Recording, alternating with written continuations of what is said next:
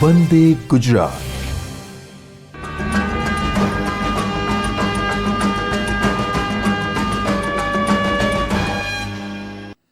Gujarat higher secondary education board દ્વારા ચાલુ થયેલ વિશિષ્ટ પ્રોગ્રામ જે નીટના તૈયારી માટે જે આ વિડીયો જે લેક્ચર ચાલુ કર્યા છે, તો એ માટે તમારા દરેક વિદ્યાર્થીનું સ્વાગત છે. હું દીપક એન મિસ્ત્રી, MGM સાર્વજનિક વિદ્યાલય નાની દમણથી આવું છું અને ભૌતિક વિજ્ઞાનમાં મારે 28 વર્ષનો અનુભવ છે અને એ જે અનુભવનો નિચોડ હું તમને આપવા માગું છું. તો જે નીટની પરીક્ષામાં જે ભૌતિક વિજ્ઞાનને લગતા પ્રશ્નો હોય છે, જેમાં વિદ્યુત ચુંબકીય પ્રેરણ કે જેમાંથી પ્રશ્નો પૂછાય છે અને એ પ્રશ્નો થોડા ટ્રિકી હોય છે અને એ ટ્રીકની મદદથી એ જો તમને ખબર હોય તો એ તમે પ્રવાહની દિશા, પ્રવાહનું મૂલ્ય એ નક્કી કરી શકો. તો આ જે વિદ્યુત પ્રકરણ માટે વિદ્યુત ચુંબકીય પ્રેરણા એ ચેપ્ટર માટે જે ફેરેનો નિયમ અને લેન્ઝનો નિયમ એ બે ખાસ અગત્યના છે. તમે જે અત્યારે ઇલેક્ટ્રિસિટી જે વાપરો છો એ ઇલેક્ટ્રિસિટી એ આ ફેરેના નિયમને આભારી છે. જો ફેરેના આ નિયમ શોધેલો ન હોતે તો અત્યારે દરેકે પોતપોતાના પાવર પ્લાન્ટ ઊભા કરવા પડતે. તમે એક જગ્યાએથી બીજી જગ્યાએ વિદ્યુત ઉર્જા મોકલી શકાતે નહીં. તો એ વિદ્યુત ઉર્જા કેવી રીતે ઉત્પન્ન કરવી? તમે પછી એ પવનચક્કી હોય કે હાઇડ્રો પાવર પ્લાન્ટ હોય, થર્મલ પાવર પ્લાન્ટ હોય, દરેક પરિસ્થિતિમાં એ કેવી રીતે વિદ્યુત ઉર્જા ઉત્પન્ન કરવી તેનો મૂળભૂત જે સિદ્ધાંત કહેવાય તો એ ફેરેડેનો નિયમ છે. અને એ ફેરેડેનો નિયમ સમજવા માટે પહેલાં જે ચુંબકીય ફ્લક્સ શું છે તેનો ઉપયોગ કરવો પડે. ચુંબકીય ફ્લક્સની માહિતી તમને જાણવી જરૂરી છે. વિદ્યુત ફ્લક્સ અને ચુંબકીય ફ્લક્સ સરખા છે પણ એકમો અલગ અલગ છે. વિદ્યુત ફ્લક્સ માટે આપણે લખેલું E.A, તે જ રીતે ચુંબકીય ફ્લક્સમાં લખાશે B.A. તો એ જ ચુંબકીય ફ્લક્સ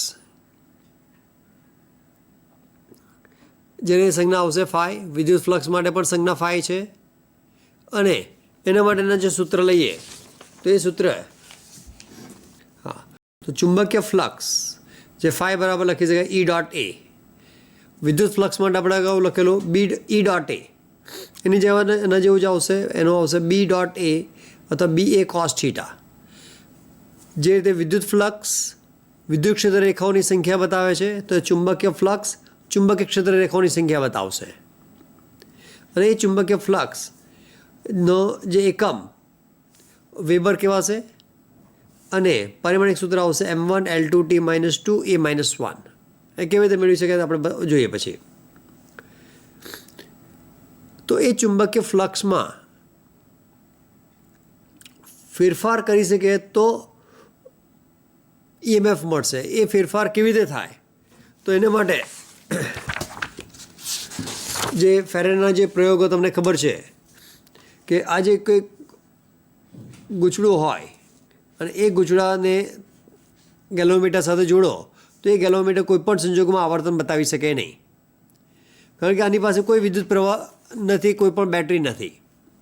પણ જો એની નજીકમાં એક ચુંબક રાખવામાં આવે અને એ ચુંબકને જો ગૂંચળા તરફ લઈ જવામાં આવે તો એને કારણે અહીંયાથી જે ક્ષેત્ર રેખાઓ પસાર થાય, આ બધી ક્ષેત્ર રેખાઓ કેટલાક અહીંયાથી આ રીતે બહાર નીકળશે.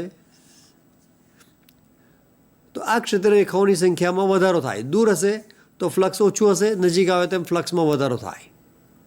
અને એ ફ્લક્સમાં વધારો થવાને કારણે આ ગેલોમીટર તરત જ આવર્તન બતાવશે. એ જ રીતે જો નજીક આવે તો એક તરફ આવર્તન બતાવશે. એ જ રીતે જો એને દૂર લઈ જવામાં આવે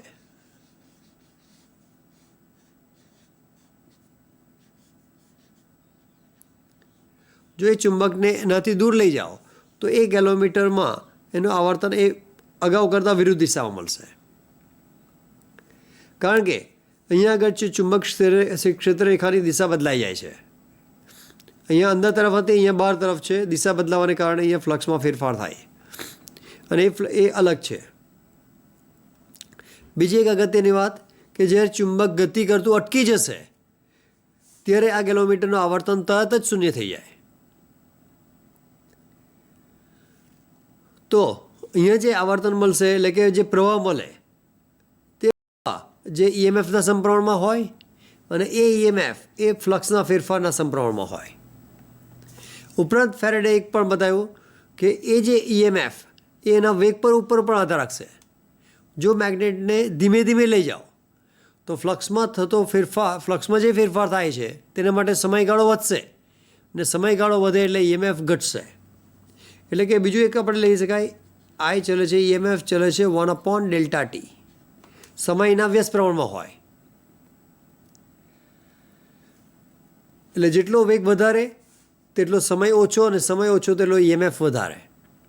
અથવા બીજી રીતે કહી શકાય ઈએમએફ એ વેગના સમપ્રમાણમાં છે એમ પણ બતાવી શકાય.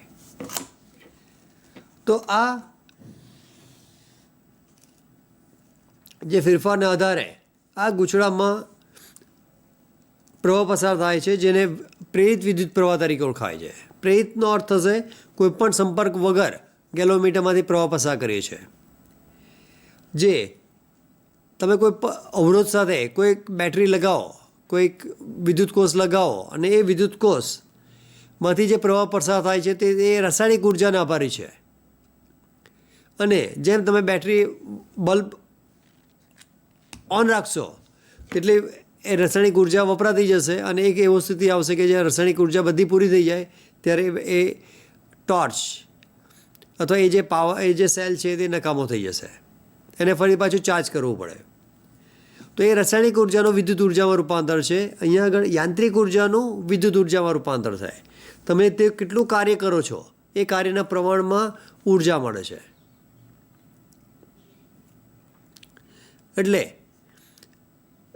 જે કોઈપણ જે ઉર્જા સંરક્ષણ નિયમ પણ તમને ખબર છે, કોઈપણ ઉર્જા તમને મફતમાં મળી શકે નહીં. કોઈને કોઈક ઉર્જાનું રૂપાંતર થતું હોવું જોઈએ. જે રીતે ડ્રાય સેલની વાત કરીએ તો ડ્રાય સેલમાં રાસાયણિક ઉર્જાનું રૂપાંતર થાય. અહીંયા આગળ યાંત્રિક ઉર્જાનું વિદ્યુત ઉર્જામાં રૂપાંતર થાય છે અને એને કારણે આ ગેલોમીટર આવર્તન બતાવી શકે. અને એટલા માટે જ કહેવાય છે કે કોઈપણ વસ્તુ મફતમાં મળતી નથી. તે રીતે અહીંયા પણ ખાલી મેગ્નેટને ગતિ કરાવો તો ગતિ કરાવવા માટે જે કાર્ય કરો છો તેના પ્રમાણમાં અહીંયા આગળ ઈએમએફ મળે છે. તો એ લેન્સ નિયમ તરીકે દર્શાવે છે. તો એની ડિટેલ્સમાં પછી પાછળથી લઈએ. તો આ રીતે ઈએમએફ ઉત્પન્ન થાય છે અને એ ફ્લક્સમાં ફેરફાર કરવા માટે જે કોઈપણ હિસાબે ફ્લક્સમાં ફેરફાર કરવા માટે કાં તો ચુંબકને ફેરવવામાં આવે, કાં તો ગૂંચળાને ફેરવવામાં આવે, કાં તો એના ક્ષેત્રફળમાં ફેરફાર કરવામાં આવે. ઘણી અલગ અલગ રીતે ક્ષેત્રફળમાં ફેરફાર કરી શકાય. તો અહીંયા જે આપણે લઈએ છીએ ફ્લક્સ એ Δ∅/Δt ફ્લક્સના ફેરફારના સમપ્રમાણમાં છે. તો એ ફ્લક્સનો ફેરફાર ફ્લક્સ માટે આપણે લઈએ છીએ ફ્લક્સ φ = BA cos θ. એટલે તમે બીમાં ફેરફાર કરી શકો કે આ જે ગૂંચળું હોય તો બીજું ગૂંચળાને બદલે બીજા મેગ્નેટને બદલે એક સેલ લઈ લો અને એ પ્રવાહમાં ફેરફાર કરો. આ વોલ્ટેજમાં વધારો ઘટાડો કરો તો આ પ્રવાહમાં ફેરફાર થાય, એને કારણે ફ્લક્સમાં ફેરફાર થઈ શકે. એટલે કોઈપણ રીતે તમે બીમાં ફેરફાર કરીને ઈએમએફ મેળવી શકો, ફ્લક્સમાં ફેરફાર કરી શકો, ક્ષેત્રફળમાં વધારો ઘટાડો કરીને ફ્લક્સમાં ફેરફાર કરી શકો અથવા થીટામાં ફેરફાર કરીને ફ્લક્સમાં ફેરફાર કરી શકો. તો જે રીતે અહીંયા આગળ આ એક આપણે ગૂંચળું આવો એક ગૂંચળું લઈએ. આ ગૂંચળુંને તમે ગોળ ફેરવો, અહીંયા તમે જોશો તો આને સમતલ લંબ છે તો ફ્લક્સ મહત્તમ આવશે. એને આ રીતે ફેરવો તો ફ્લક્સ 0 થઈ જાય, ફરી પાછું લંબ થશે, ફરી પાછું 0 થઈ જાય. એટલે ફ્લક્સમાં સતત ફેરફાર કરવા માટે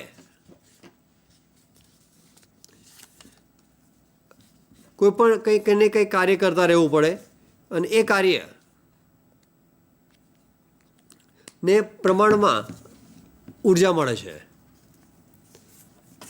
તો જ્યારે આ પૃષ્ઠ તમે આ રીતે રાખો તો અહીંયા તમે જોશો તો કે આ પૃષ્ઠને લંબ છે એટલે અહીંયા આગળ ક્ષેત્ર ફ્લક્સ મહત્તમ છે. જે કંઈ ક્ષેત્રરેખાઓ આને લંબ રૂપે પસાર થઈ શકે એને આ રીતે કરો તો ક્ષેત્રફળ 0 થઈ ગયું એટલે અહીંયા ફ્લક્સ 0 છે એમ કહી શકાય.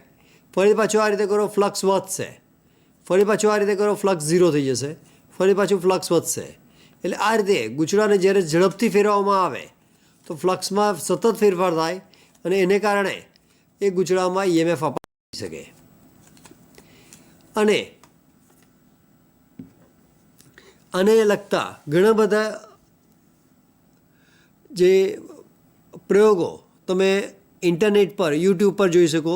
યુટ્યુબ પર વિદ્યુત ચુંબકીય પ્રેરણ, જેને ઇંગ્લિશમાં ઇલેક્ટ્રોમેગ્નેટિક ઇન્ડક્શન કહેવામાં આવે છે, એ ઇલેક્ટ્રોમેગ્નેટિક ઇન્ડક્શન તમે ગૂગલ ઉપર આ શબ્દ લખીને યુટ્યુબ પર તમે જુઓ તો યુટ્યુબ પર આને લગતા ઘણા બધા પ્રયોગો છે. અને એ પ્રયોગના આધારે આજે અહીંયા આપણે રજૂઆત કરીએ છીએ કે મેગ્નેટ નજીક આવે તો એ એક તરફ આવર્તન, મેગ્નેટ દૂર જાય ત્યારે બીજી દિશામાં આવર્તન, એ ગેલોમીટરમાં તમે એ જોઈ શકો. ઉપરાંત આ પ્રયોગ એટલો બધો ડિફિકલ્ટ નથી અને એ તમારે ભૌતિક વિજ્ઞાનની પ્રયોગશાળામાં પણ કરી શકો. તમારે શું કરવાનું, એક ગૂંચળું લેવાનું છે, ગૂંચળાની અંદર મેગ્નેટને ઝડપથી પસાર કરો તો એ ગૂંચળા સાથે જોડેલું જે ગેલોમીટર એ આવર્તન બતાવશે. આ પ્રયોગ તમે પ્રયોગશાળામાં જાતે પણ કરી શકો. તો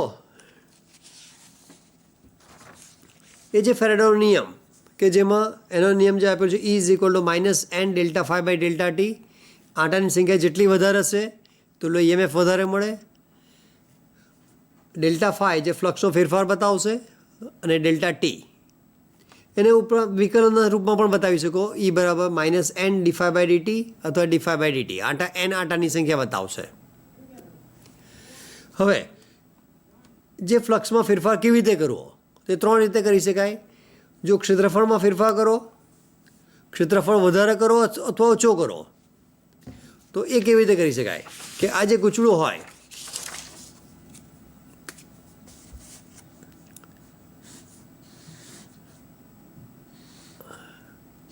આ ગૂંચળાને ચુંબકીય ક્ષેત્રમાં મૂકો અને આ તારને દૂર તરફ લઈ જાઓ તો ક્ષેત્રફળમાં વધારો થાય. એને અંદર તરફ લઈ જાઓ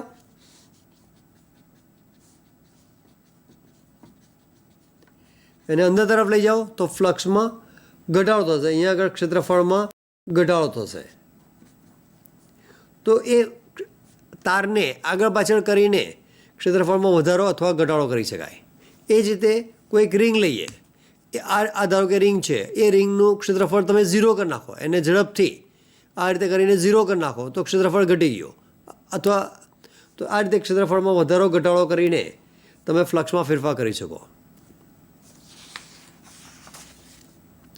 બીજું કે ફક્ત ચુંબકીય ક્ષેત્રમાં ફેરફાર કરીને ચુંબકીય ક્ષેત્ર જે સોલેનોઇડ માટે ફોર્મ્યુલા ખબર છે, B = μ0 ni, એટલે પ્રવાહ વધારો એટલે કે B ચલે છે I, પ્રવાહ કોઈ પણ રીતે વધારો તો B વધશે અને B વધે તો ફ્લક્સમાં ફેરફાર થશે. એટલે ફ્લક્સમાં ફેરફાર થયો તેને કારણે EMF મળશે એટલે ગેલોમીટર આવર્તન બતાવે. જેટલો ઝડપી ફેરફાર કરો તેટલો આવર્તનમાં વધારો થાય. અને બીજું લીધું તે પ્રમાણે થીટામાં ફેરફાર કરીને, થીટામાં ફેરફાર કરો એટલે cos ωt છે તો એ cos થીટા અથવા ωt, ઓમેગાનો જે ચાર ગતિમાં રજૂઆત થયેલી ચાર ગતિ ω = θ/t, તો θ = ωt. તો એનું વિકલન કરીને કોસનું વિકલન -સાઇન અને -સાઇન કેન્સલ થઈ જાય એને કારણે NBA cos ωt. અહીંયા તમે દરેકમાં જોશો કે -સાઇન એક આવે છે. -સાઇન એ લેન્સનો બળ છે. એ શું છે તે લઈએ, એના પર પછી આપણે MCQ લઈએ છીએ. તો એ લેન્સ બળ માટે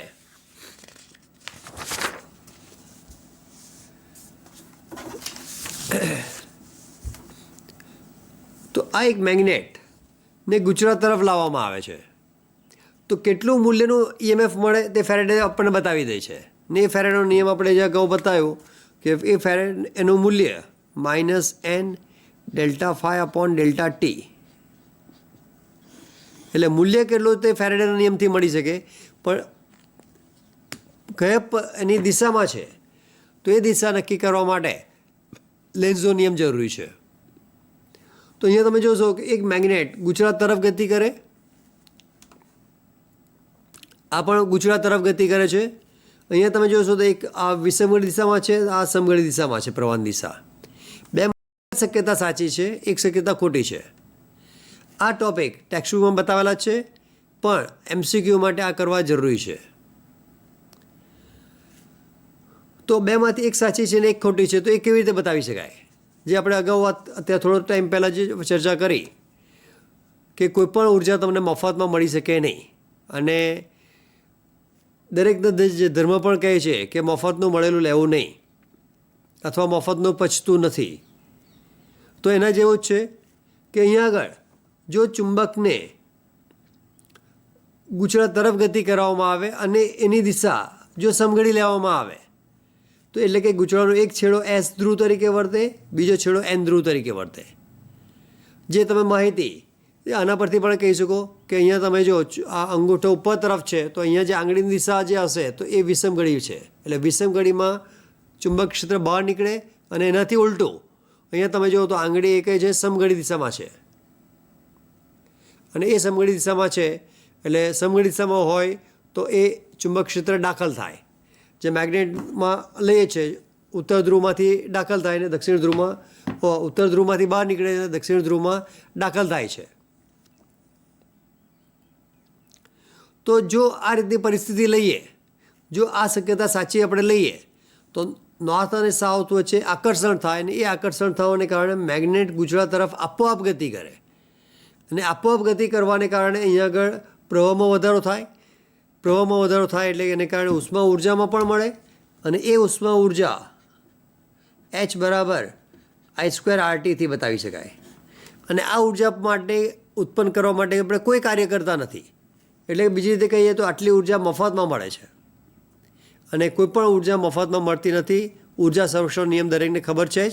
એક ઉર્જાનું બીજી ઉર્જામાં રૂપાંતર થઈ શકે, કાર્યનું ઉર્જામાં રૂપાંતર થઈ શકે, એટલા માટે આ શક્યતા ખોટી છે. એટલે બીજું આપણે લઈએ કે જ્યારે ચુંબક ગુજરાત તરફ ગતિ કરે તો આ છેડો પણ એનું ઉત્તર ધ્રુવ તરીકે વર્તે, તો નોર્થ અને નોર્થ વચ્ચે અપાકર્ષણ થાય, અને એ અપાકર્ષણ થવાને કારણે આ ચુંબકને ગુજરાત તરફ લઈ જવા માટે સતત કાર્ય કરવું પડે, અને એ કાર્યના પ્રમાણમાં અહીંયા આપણને ઉર્જા મળશે. જો ચુંબકને ધીમે ધીમે લઈ જવામાં આવે એટલે કે કાર્ય ઓછું કરો, કાર્ય ઓછું કરો તો વેગ ઓછો મળે, ને વેગ ઓછો મળે તો ઈએમએફ પણ ઓછો મળશે. એટલે જે તમે કાર્ય કરો એ કાર્યના પ્રમાણમાં વેગ મળશે, ને એ કાર્યના પ્રમાણમાં ઈએમએફ મળશે, ને એ ઈએમએફના પ્રમાણમાં પ્રવાહ મળે. એટલે કાર્ય વધારે કરો તો વેગ વધારે, વેગ વધારે તો ઈએમએફ વધારે, ને ઈએમએફ વધારે તો પ્રવાહ વધારે. તો એ કાર્યના પ્રમાણમાં વિદ્યુત પ્રવાહ ઉત્પન્ન થાય, જે ઉર્જા સંરક્ષણ નિયમ પણ બતાવે છે.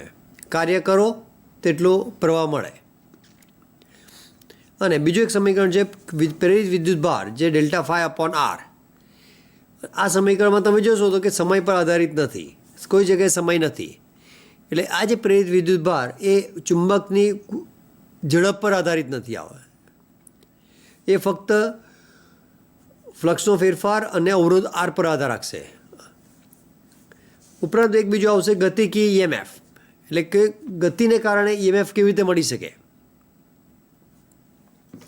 તો એના માટે અહીંયા તમે જોશો કે આ એક પ્રેરિત વિદ્યુત ભાર ઈએમએફ, આ ચુંબક ક્ષેત્ર અહીંયા તમને સંજ્ઞા તો ખબર છે જ. ડોટ એટલે કે પૃષ્ઠને બહાર તરફ, આ રીતે બહાર તરફ હોય તો ડોટ, અને અંદર તરફ જતું હોય તો ક્રોસ. તો આ બધી ક્રોસ લાઈન એ બતાવશે કે એ અંદર તરફ જાય છે. અને એમાં એક ચુંબકને અથવા એક સળિયાને જમણી બાજુ લઈ જવામાં આવે તો સળિયો તો સ્વાભાવિક તટસ્થ હોય છે, એમાં કોઈ વિદ્યુતભાર હોતો નથી.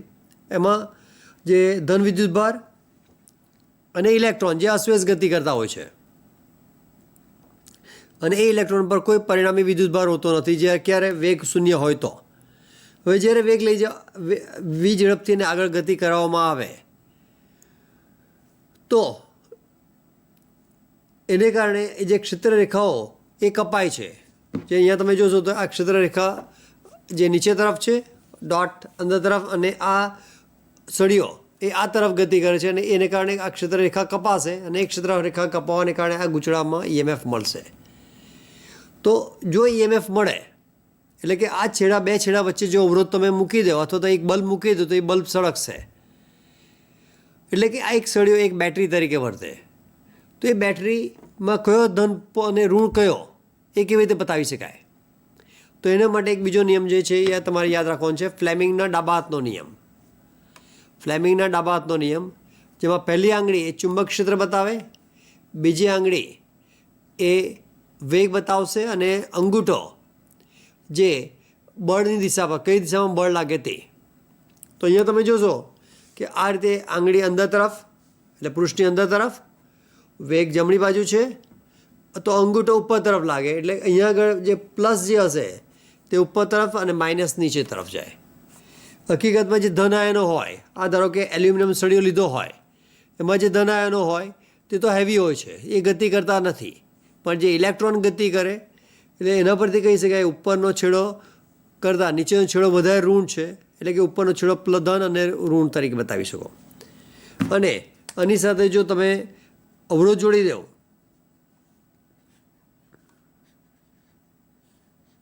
તો એ અવરોધમાં પ્લસથી માઇનસ તરફ ગતિ કરે, અને એ બલ્બ જે હોય તે બલ્બ સળગશે.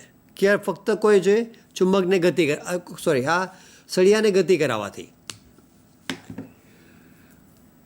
તો એ જે પ્રેરિત વિદ્યુત પ્રવાહ જે ઈએમએફ ભાગ્યા આરથી બતાવી શકાય, એનું ફોર્મ્યુલા છે BLV/R. એ જ રીતે વિદ્યુત પાવર જે P બરાબર વોલ્ટેજ ગુણ્યા કરંટ, અને વોલ્ટેજ V અથવા ઈએમએફથી બતાવી શકો. અને એ સમીકરણ આવી શકે, સાદું આપો તો એ આવી શકે B²L²V²/R. અને યાંત્રિક પાવર આવશે P બરાબર FV. તો યાંત્રિક પાવર અને વિદ્યુત પાવર સરખા છે, જે આપણે લેન્ઝના નિયમમાં લીધો. જેટલું યાંત્રિક પાવર વધારે હોય, જેટલું વધારે કાર્ય કરો તે પ્રમાણમાં વિદ્યુત ઉર્જા ઉત્પન્ન થાય. અહીંયા બીજું એક ચુંબકીય ક્ષેત્ર સાથે લંબ હોવાને બદલે અહીંયા જે આપણે લંબ લીધો છે, આ ચુંબક ક્ષેત્ર અને આ જે વિદ્યુત ક્ષેત્ર છે એને લંબ છે. આ લંબ આ રીતે ગતિ કરે, પણ જો એને ઠીટા કોણે હોય, આ રીતે ગતિ કરતું હોય, તે પરિસ્થિતિમાં શું થાય? તો એ ચુંબક ક્ષેત્રને આ રીતે ક્રોસ રાખીને નીચે ઉતરતો હોય તો એ વેગના બે ઘટક લઈ શકાય, V cos θ અને V sin θ. જ્યારે V બંને સમાંતર હોય તો બળનું મૂલ્ય શૂન્ય છે, જે તમે અગાઉ પણ સમીકરણ ખબર છે, F = Q × V × P. જ્યારે વેગ અને બળ એકબીજાને સમાંતર હોય તો એ પરિસ્થિતિમાં વેગ અને ચુંબકીય ક્ષેત્ર એકબીજાને સમાંતર હોય તો બળ F શૂન્ય થઈ જશે, અને લંબ હોય ત્યારે બળ F મહત્તમ મળે. તો એ માટે અહીંયા આગળ સમીકરણમાં Vને બદલે લખાશે V sin θ, એટલે સમીકરણ આવી શકે EMF બરાબર BLV sin θ. તો આના પર આધારિત જે કેટલાક આપણે MCQ લઈએ.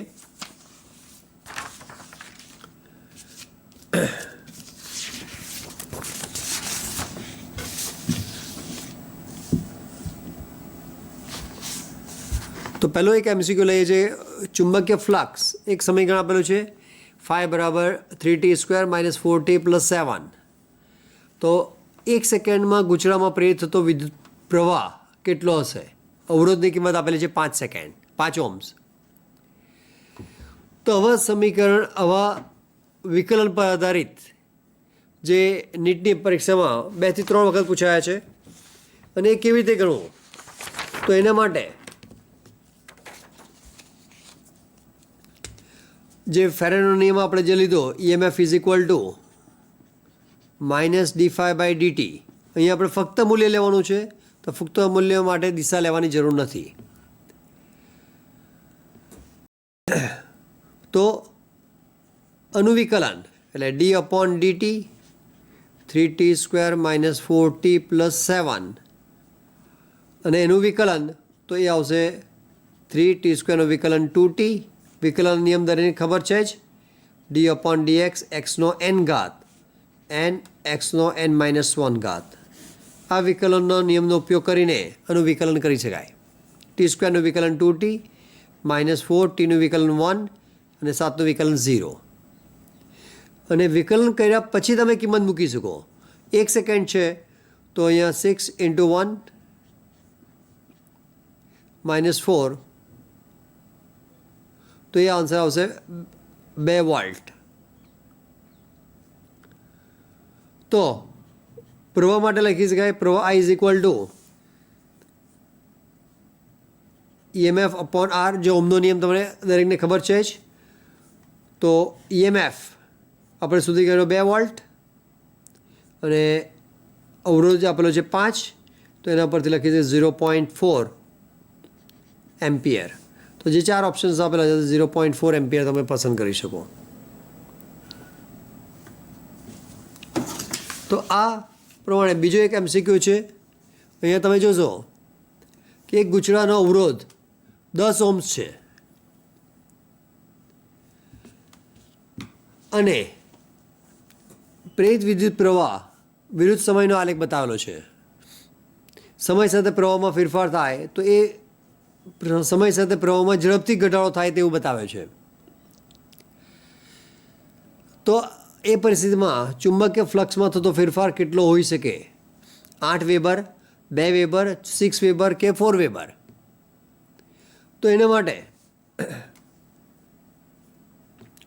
જે સમીકરણ ખબર છે I = Q/T, એટલે કે Q = આવી શકે IT.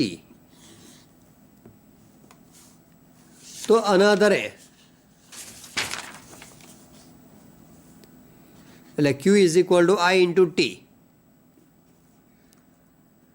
તો અહીંયા જે આલેખ બતાવેલો છે એ આલેખ I અને Tનો ગુણાકાર એટલે કે એનો ક્ષેત્રફળથી બતાવી શકાય. એ જે ક્ષેત્રફળ કેટલું આવી શકે? તો એ ક્ષેત્રફળનો જે ટ્રાયેંગલ હોવાને કારણે Q બરાબર લખી શકાય 1/2 પાયો ગુણ્યા વેધ.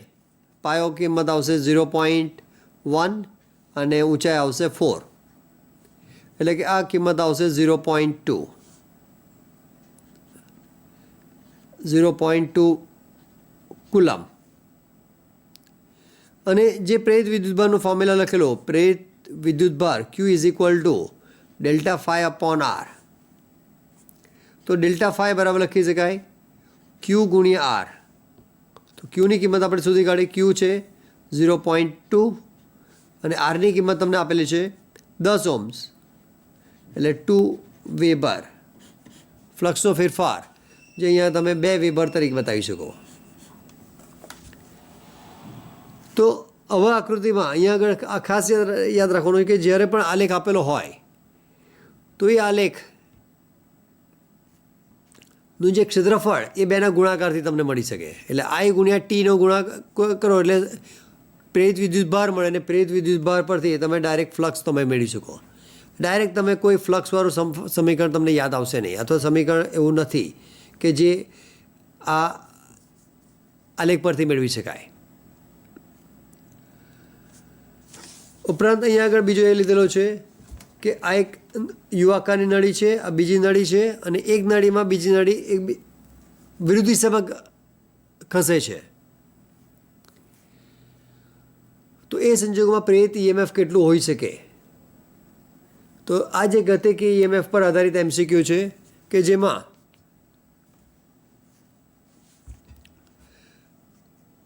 ચુંબક ક્ષેત્રને લંબરૂપે ગતિ કરે એટલે સ્વાભાવિક છે કે એક પ્લસ અને એક માઇનસ બનશે. તો એ બતાવવા માટે કયો પ્લસ અને કયો માઇનસ, જે અહીંયા તમે જોશો કે ચુંબક ક્ષેત્ર અંદર તરફ છે, વેગ જમણી બાજુ જ છે, તો અંગૂઠો ઉપર આવશે એટલે કે અહીંયા ઉપર જે આપણે બતાવ્યું તે પ્લસ અને માઇનસ. અહીંયા વેગ વિરુદ્ધ દિશામાં છે એટલે એ ઉલટું થઈ જશે, માઇનસ અને પ્લસ. એટલે જે બંને ફોર્સ એકબીજા સાથે શ્રેણી જોડાણમાં છે એમ કહી શકાય. જે રીતે પ્લસ પોઝિટિવ નેગેટિવ બંને શ્રેણી જોડાણમાં છે તો એકને કારણે BLV મળે, તો 2 છે તો એને કારણે કેટલો આવશે 2BLV તરીકે બતાવી શકાય. તો જરૂરી નથી કે આ જે આકૃતિ આપી તે આકૃતિ પ્રમાણે જ હોઈ શકે. જો કોઈપણ રીતે ફ્લક્સમાં ફેરફાર થતો હોય તો એની અંદર EMF મળી શકે.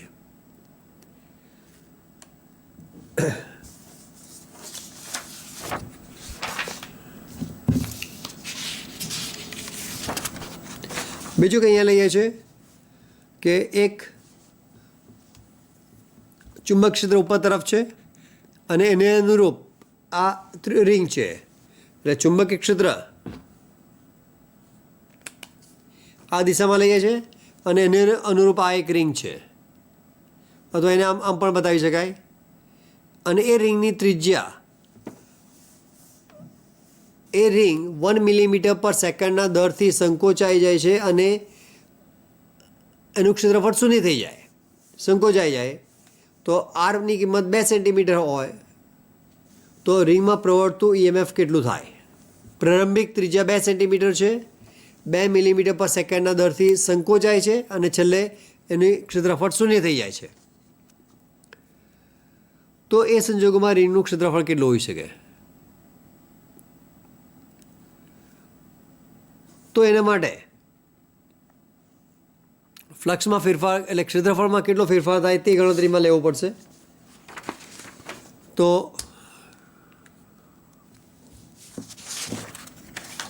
જે સમીકરણ E ઇઝ ઇક્વલ ટુ EMFનું ફોર્મ્યુલા છે EMF બરાબર -d∅dt -d/dt. ફ્લક્સનું સૂત્ર છે flux ϕ is equal to BA cos θ. તો અહીંયા આગળ જે ચુંબક ક્ષેત્રને લંબ છે તો એ પરિસ્થિતિમાં ક્ષેત્ર લંબ છે એટલે કે ક્ષેત્રફળ સદિશ, આનો ક્ષેત્રફળ સદિશ પણ ઉપર છે એટલે સદિશ B સમાંતર સદિશ A છે એટલે કે θ બરાબર 0 છે. તો એને કારણે ફ્લક્સ મેક્સિમમ થશે અને મહત્તમ ફ્લક્સ જે આપણે BA તરીકે બતાવી શકાય. ઘણા વિદ્યાર્થીઓ આ લંબ હોવાને કારણે લંબનો શબ્દ વાંચીને θ 90 મૂકી દે છે અને ફ્લક્સ 0 કરી નાખે તો એ ખોટું થશે. તો ફ્લક્સની કિંમત મૂકીએ BA cos θ. તો અહીંયા આગળ થીટામાં કોઈ ફેરફાર થતો નથી એટલે B અચળ રહેશે, એનો cos θ અચળ રહેશે અને આ સમીકરણ આવશે d/dt. એનું ક્ષેત્રફળ આવશે πr². તો આનું વિકલન એટલે B cos 0, અહીંયા જે બતાવ્યું cos 0, અને આનું વિકલન માટે પાઈ કોમન, r²નું વિકલન 2r અને અહીંયા ટીને સાપેક્ષ છે તો ઇન્ટુ dr/dt લખી શકાય. આ ખાસ જરૂરી છે. r²નું વિકલન 2r વિકલનના સૂત્ર પ્રમાણે, x²નું વિકલન 2x તે પ્રમાણે r²નું વિકલન 2r અને અહીંયા r અને t છે તો dr/dt તરીકે લઈ શકાય. તો અહીંયા આગળ બીની કિંમત આપેલ છે, આ સમયે બીની છે. આ જે કિંમત 1 મિલીમીટર પર સેકન્ડ જે આવશે dr/dt. એટલે જ્યારે પણ તમે આ ક્વેશ્ચન પેપર હોય તો એ ક્વેશ્ચન પેપરમાં તમે આ રાઉન્ડ કરીને એને બાજુમાં તમે લખી શકો. અને એની જે પ્રારંભિક ત્રિજ્યા આપેલ છે 2 સેન્ટીમીટર, પછી એની ત્રિજ્યા ઘટતી જાય છે. 1 મિલીમીટર પર સેકન્ડનો અર્થ થશે કે શરૂઆતની ત્રિજ્યા 2 સેન્ટીમીટર એટલે કે 20 મિલીમીટર છે. તો દરેક એક સેકન્ડમાં 1 મિલીમીટર ઘટતી જાય એટલે 20, પછી 19, 18, 17, 16 અને એ રીતે ત્રિજ્યા ઘટવાને કારણે ફ્લક્સમાં સતત ફેરફાર થાય. તો આ દરેકની કિંમત મૂકી દો તો બીની કિંમત છે 25 × 10⁻³ આ કિંમત મૂકી શકાય. cos 0 એટલે 1 પાઈ, અહીંયા તમે જોશો તો અહીંયા ક્વેશ્ચન ઓપ્શનમાં તમે નજર રાખવી પડશે. ઓપ્શનમાં પાય આપેલા છે તો પાયની કિંમત મૂકવાની જરૂર નથી. અહીંયા જો આંકડા આપેલા હોતા તો પાયની કિંમત 3.14 મૂકવી પડશે. પણ અહીંયા આગળ ઓપ્શનમાં કોઈ પણ જગ્યાએ તમને પાયની કિંમત પાયના સંદર્ભમાં જ છે એટલે પાયની કિંમત મૂકવાની જરૂર નથી. 2 એની ત્રિજ્યા છે 2 સેન્ટીમીટર તો એને મીટરમાં ફેરવવું પડશે. -2 મીટર ને 1 મિલીમીટર પર સેકન્ડ dr/dt એટલે એની કિંમત આવશે 1 dr એટલે 10⁻³ મિલીમીટર પર સેકન્ડ. તો આ બધાનો ગણતરી કરો તો એના પરથી તમને આન્સર મળી શકે કે 25 × 4 એટલે 100 થઈ જશે. 10⁻⁵ તો રહેવાનો જ ને -3 - 8 એટલે પાઈ ઇન્ટુ 10⁻⁶ એટલે આપણે લખી શકાય પાઈ માઇક્રોવોલ્ટ. તો પાઈ માઇક્રોવોલ્ટ એ તમારો કરેક્ટ આન્સર આવી શકે. તો ફરીથી અહીંયા આગળ EMF = -dϕ/dt. તો ક્ષેત્રફળમાં ફેરફાર થાય છે એટલે એની જગ્યાએ πr². ગૂંચળાનું પૃષ્ઠ અથવા રિંગનું પૃષ્ઠ એ ચુંબક ક્ષેત્રના લંબ છે એટલે સદિશ બી સમાંતર સદિશ એ એટલે θ0 મૂકી દો અને cos0 એટલે 1 અને r² નું વિકલન 2r dr/dt. તો એના ઉપરથી r dr/dt અને b બધાની કિંમત મૂકી દો તો એ આન્સર તમને પાઈ માઇક્રોવોલ્ટ તમને મળી શકે. એ જ રીતે બીજું આપેલું છે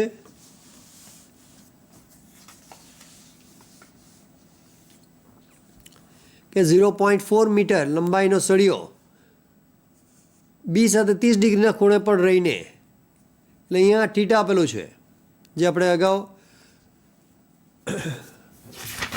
આજે ટોપ આપમાં લીધો કે આ જે ચુંબક ક્ષેત્ર છે ને તેને કારણે θ રહીને સળિયો ગતિ કરે તો તમારે વી સાઇન θ ઘટક અગત્યનો છે. વી કોસ θ ચુંબક ક્ષેત્રને સમાંતર છે તો એને કારણે તો કોઈ EMF મળશે નહીં.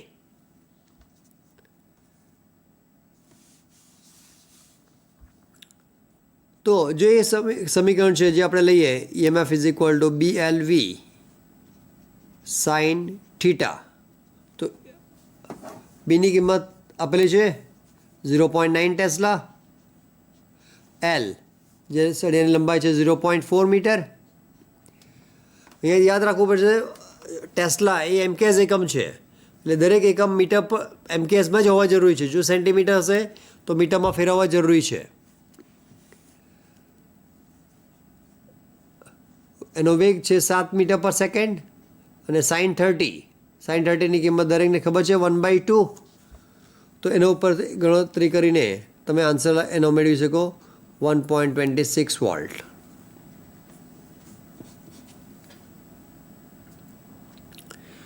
તો આ રીતે ખાસ કરીને જે ટેક્સ્ટ બુકમાં આવા થીટાવાળા સમ નથી આપેલા પણ આ કોઈ ડિફિકલ્ટ નથી. જે રીતે વેગ માટે તમે શોધી શકો BLV માટે કરી શકો તો BLV cos θ એ કોઈ ડિફિકલ્ટ નથી. એ તમે સહેલાઈથી કરી શકો અને આવા ટૂંકા દાખલા ખાસ કરીને પૂછાય છે અને આના આધારે તમે માર્ક્સ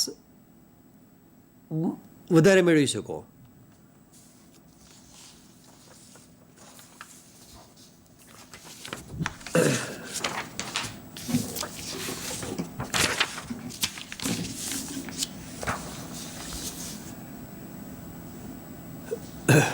અહીંયા એક બીજો લઈએ છે કે 50 આંટા અને 100 સેન્ટીમીટર ક્ષેત્રફળ ધરાવતું ગૂંચળું પૃષ્ઠને લંબ છે. આ ગૂંચળાને ચુંબકીય ક્ષેત્રમાંથી બહાર કાઢવામાં આવે છે એટલે પ્રારંભિક ફ્લક્સ મળે છે અને બહાર કાઢી નાખો એટલે ફ્લક્સ 0 થઈ જાય. ત્યારે EMF આપણને 0.1 વોલ્ટ મળે છે. તો એ કેટલા સમયમાં ગૂંચળું બહાર નીકળ્યું હશે? એટલે આવો સૂક્ષ્મ સમય ગણતરી કરવા માટે પણ અહીંયા કરી શકાય. તો એના માટે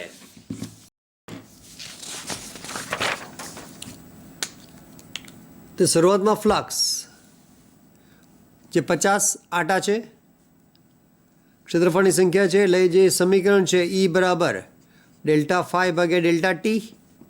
તો ફ્લક્સનો ફેરફાર એટલે પ્રારંભિક ફ્લક્સ આપણને મળશે φ1 મળશે ને φ2ની કિંમત આવશે BA cos થીટા પ્રમાણે ક્ષેત્રફળ 0 થઈ જાય એને બહાર કાઢી નાખો છો એટલે φ2 0 થઈ જશે અને φ1ની કિંમત ફ્લક્સ φNBA આટાની સંખ્યા 50, ક્ષેત્રફળ એનું તીવ્રતા આપેલું છે 2 × 10⁻² અને 100 સેન્ટીમીટર સ્ક્વેર એટલે કે 100 × 10⁻⁴. તો આ જે φ1ની કિંમત આવશે તો એ છે સમીકરણ φ2 - φ1 અપોન ડેલ્ટા ટી. તો આ સંજોગોમાં ફ્લક્સમાં ઘટાડો થાય ત્યારે માઇનસ સાઇન લેવી પડશે તો જ તમે પ્લસ લઈ શકો. તો ડેલ્ટા ટી આવી શકે પ્લસ φ2ની કિંમત 0 છે એટલે પ્લસ φ1 અપોન EMF. તો એ φ1 જે 50 × 2 એટલે 100 ગુણ્યા 100 × 10⁻² -4 અને EMFની કિંમત આપેલો છે 0.1. તો આ તમે જુઓ તો 10⁻⁴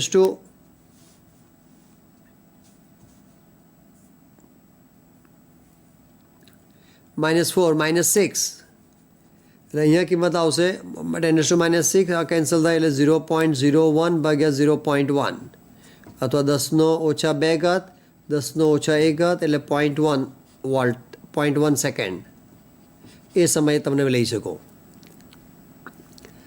એટલે ગૂંચળામાંથી બહાર કાઢવામાં આવે છે એટલે બીજું ફ્લક્સ તમારો 0 થઈ જાય છે જે આના પરથી ખબર પડશે.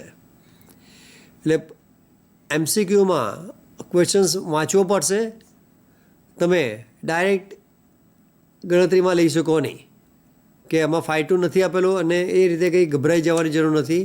કંઈ ને કંઈક તમને માહિતી આપેલી હોય છે, એ માહિતીનો ઉપયોગ કરીને તમારે ઉકેલ મેળવવાનો હોય છે. આ એક બીજો જે લેન્ઝના નિયમ પર આધારિત છે, જે આપણે અગાઉ લેન્ઝના નિયમમાં કીધું કે કોઈપણ વસ્તુ મફતમાં મળતી નથી. બસ આ જ વસ્તુ યાદ રાખવાની છે. જ્યારે ફ્લક્સમાં વધારો થાય એ યાદ રાખવાનું, ફ્લક્સ વધે તો અપાકર્ષણ બળ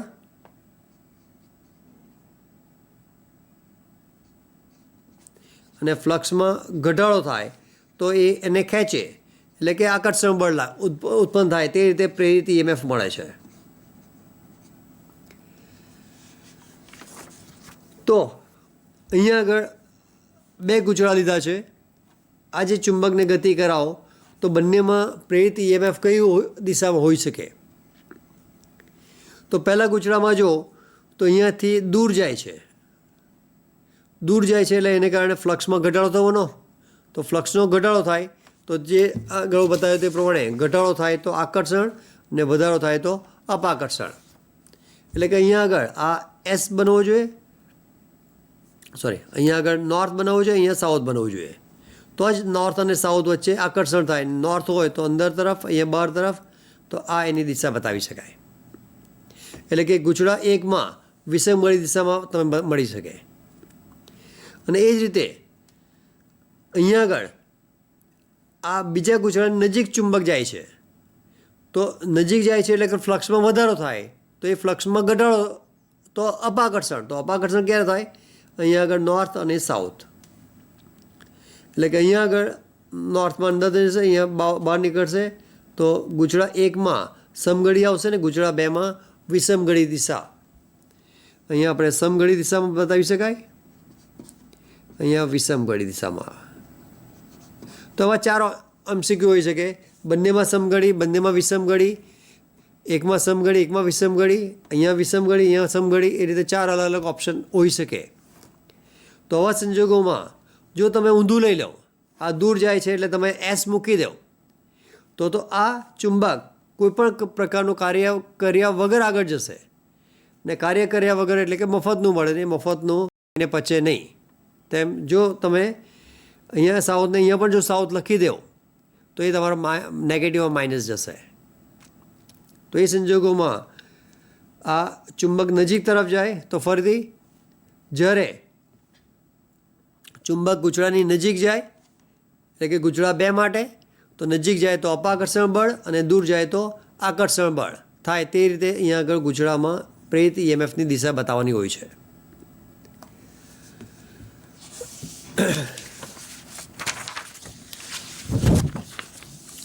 એવું જ અહીંયા લઈએ છીએ બીજો કે આર ત્રિજ્યાની એક રિંગ છે અને એમાં પ્રેરિત EMFની દિશા કઈ હોઈ શકે કે આ એક રિંગ છે, આ નોર્થ અંદર તરફ જાય છે. તો આ રિંગને આ તરીકે એક જ રિંગ તરીકે લેવો તો તમને સમજવામાં તકલીફ પડશે કે કઈ દિશાથી એને જોવાની. કારણ કે એક જ રિંગ તમે અહીંયા તમે જુઓ તો અહીંયા પ્રવાહ આ દિશામાં વહેતો હોય તો અહીંયા તમે સમઘડી કહી શકો, પણ એની વિરુદ્ધ દિશામાંથી જુઓ તો એ વિષમઘડી દેખાશે. તો જ્યારે પણ રિંગ હોય તેને ગૂંચળા તરીકે લઈ શકો. તો અગાઉ બતાવ્યું તે પ્રમાણે આ એની નજીક જે તરફ જાય છે એટલે કે ફ્લક્સમાં વધારો થાય છે તો અપાકર્ષણ બળ, ને અપાકર્ષણ બળ એટલે આ નોર્થ અને આ સાઉથ. અને એ પ્રમાણે અહીંયા આગળ ગૂંચળામાં આ નોર્થ છે તો એટલે આ તરફથી જુઓ તો વિષમઘડી દિશામાં, ને આ તરફ જોઈએ તો સમઘડી દિશામાં. એટલે સમઘડી દિશા જે અહીંયા આના પરથી પણ બતાવી શકો કે આ જે સમઘડી દિશા બતાવો 12, 3, 6, 9 એટલે આ દિશામાં હોય તો સમઘડી થાય તો ત્યાં S બનશે, અને વિષમઘડી એટલે કે 12 પછી 9 પછી 6 અને પછી 3 એટલે કે એની ઉલટી દિશામાં હોય તો ત્યાં આગળ નોર્થ બનશે. તો આ બે પોઈન્ટ પર આધાર રાખીને તમે એ બતાવી શકો. એક બીજો MCQ અહીંયા બતાવેલું છે કે આ ચુંબકને ઉપરથી નીચે ગતિ કરાવવામાં આવે તો એનો પ્રવેગ કેટલો હશે. આ થોડોક અલગ પ્રકારનો છે કે આ ચુંબક ગૂંચળાને લંબરૂપે આ રીતે ગતિ કરે છે તો ફ્લક્સમાં ફેરફાર થાય, અને ફ્લક્સમાં ફેરફાર થવાને કારણે આ ગૂંચળામાં પ્રેરિત EMF ઉત્પન્ન થશે. અને એવી રીતે ઉત્પન્ન થાય કે જે ચુંબકની ગતિનો વિરોધ કરે. જે રીતે અહીંયા આગળ આ નોર્થ અને નોર્થ આ જે ગૂંચળો નજીક ગયો તો એનો વિરોધ કરે, એને ગતિનો વિરોધ કરે. એટલે કે જો તમે કંઈ કાર્ય ન કરો તો એનો વેગ ઘટતો જાય, એનો વિરોધ કરે તેવું ચુંબક ક્ષેત્ર ઉત્પન્ન થાય. તો વિરોધ કરે એટલે કે એના વેગમાં ઘટાડો થાય. તો પહેલાં આ નજીક આવે છે, નજીક આવે એટલે સ્વાભાવિક ફ્લક્સમાં વધારો થાય. ફ્લક્સમાં વધારો થાય તો ઉપરના છેડા પર તમે જુઓ તો એ નોર્થ અને નીચેથી જુઓ તો એ સાઉથ. એટલે અહીંયા આગળ એની વિષમઘડી નીચેથી તમે જુઓ તો એ સમઘડી દિશા દેખાશે, ઉપરથી જુઓ તો વિષમઘડી દિશા દેખાશે. અને એને કારણે ચુંબકની ગતિનો વિરોધ કરે એટલે કરેક્ટ આન્સર આવી શકે. એનો પ્રવેગ G કરતાં ઓછો થઈ જશે. એક રિંગમાં તમને ખ્યાલ નહીં આવે, પણ આવી ઘણી બધી ગૂંચળાવાળી કોઇલ હોય ને તેમાં તમે ચુંબકને ગતિ કરાવો તો તમને ખ્યાલ આવશે. હવે ચુંબકને અહીંયા તમે છોડી દો તો અહીંયા આગળ જે ગૂંચળામાં ગતિ કરે તે વખતે એનો એકદમ ધીમે ધીમે ગતિ કરશે.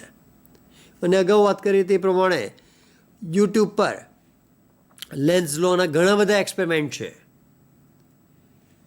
જે ઇંગ્લિશમાં તમારે યુટ્યુબ પર જવાનું LENZ લેન્ઝ લો. તો એ લેન્ઝ લોને આધારે તમે એ MCQ બધા કરી શકો.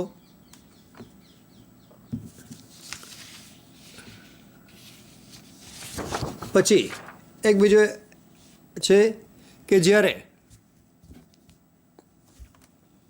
એક ચુંબકને ગૂંચળા તરફ આ રીતે પસાર કરવામાં આવે, જે અગાઉ લીધું તેના જેવું જ છે, પણ અહીંયા આલેખના સંદર્ભમાં બતાવ્યું છે કે આમાંથી કયો આલેખ જેની સાચી સ્थिति આપી શકે.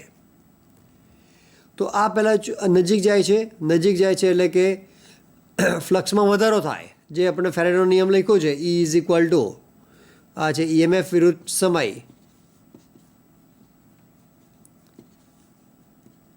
તો EMF = -Δ∅/Δt. આ સમીકરણ ઘણું બધું કહી જાય છે. ઋણ ચિહ્ન એક તો લેન્ઝનો નિયમ બતાવે, એટલે આ નજીક આવે તો ફ્લક્સમાં વધારો થાય. તો એ ફ્લક્સમાં વધારો થાય એટલે ફ્લક્સ વધે તો EMFમાં ઘટાડો થાય. અને EMFમાં ઘટાડો તમે બે રીતે બતાવી શકો, એક અહીંયા પણ છે, અહીંયા પણ છે. અહીંયા રેખીય ગતિમાં તો આવી જ નહીં શકે, કારણ કે એ સાઇન વિધેય પર આધારિત છે. તો આ જે નજીક કરશે ત્યારે ફ્લક્સમાં વધારો થાય છે, પછી હજુ પણ આગળ સતત ગતિ કરતા રહે અને દૂર જાય, તો દૂર જાય એટલે ફ્લક્સમાં વધારો થશે, ને વધારો થાય તે વખતે દિશા બદલાઈ જાય છે. એટલે એને કારણે આ ફર્સ્ટ કરેક્ટ આન્સર નહીં આવી શકે. કરેક્ટ આન્સર આવશે થર્ડ, કે અહીંયા આગળ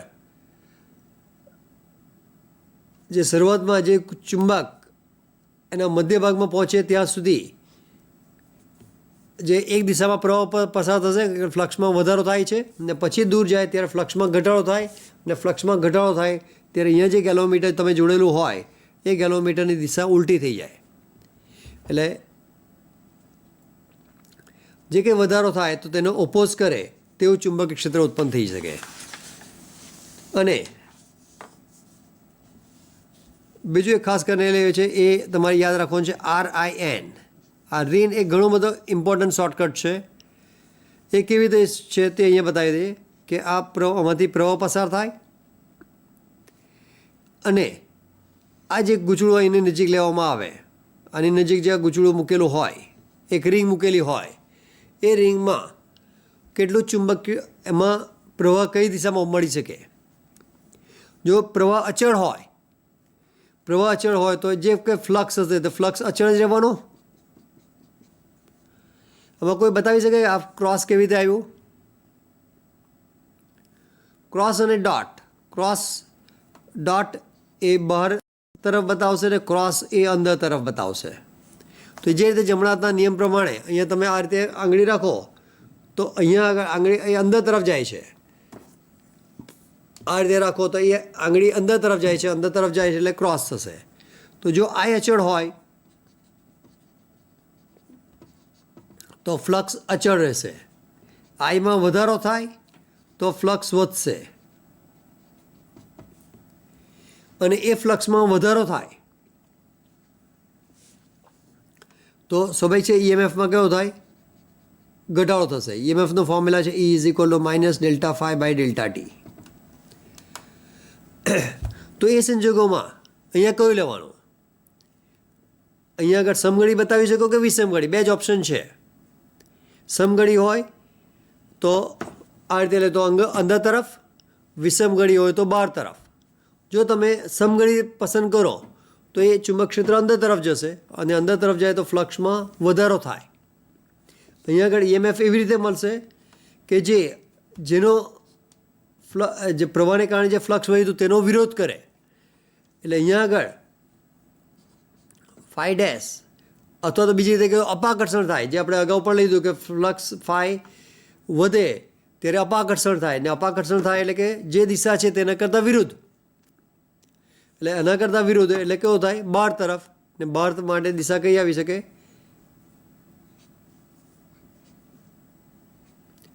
બહાર માટે આવશે એ વિષમઘડીમાં, એટલે કે અહીંયા છેડો એ N તરીકે બતાવી શકાય. એટલે અહીંયા શોર્ટકટ આવી શકે. R એટલે રાઈટ સાઈડ, I એટલે પ્રવાહમાં વધારો થાય તે છે, કે R એટલે રાઈટ સાઈડ, કેપિટલ I એટલે વધારો, જેને ઇંગ્લિશમાં ઇન્ક્રીઝ તરીકે બતાવવામાં આવે, અને N એટલે ઉત્તર ધ્રુવ. એ જ રીતે જો રિંગને વિરુદ્ધ દિશામાં મૂકવામાં આવે તો કયો આવશે? અહીંયા ઉત્તર ધ્રુવ આવ્યું તો એના કરતાં ઉલટું, તો અહીંયાથી ચુંબક ક્ષેત્ર બહાર નીકળે એટલે બધી જગ્યાએ અહીંયા ડોટ આવશે,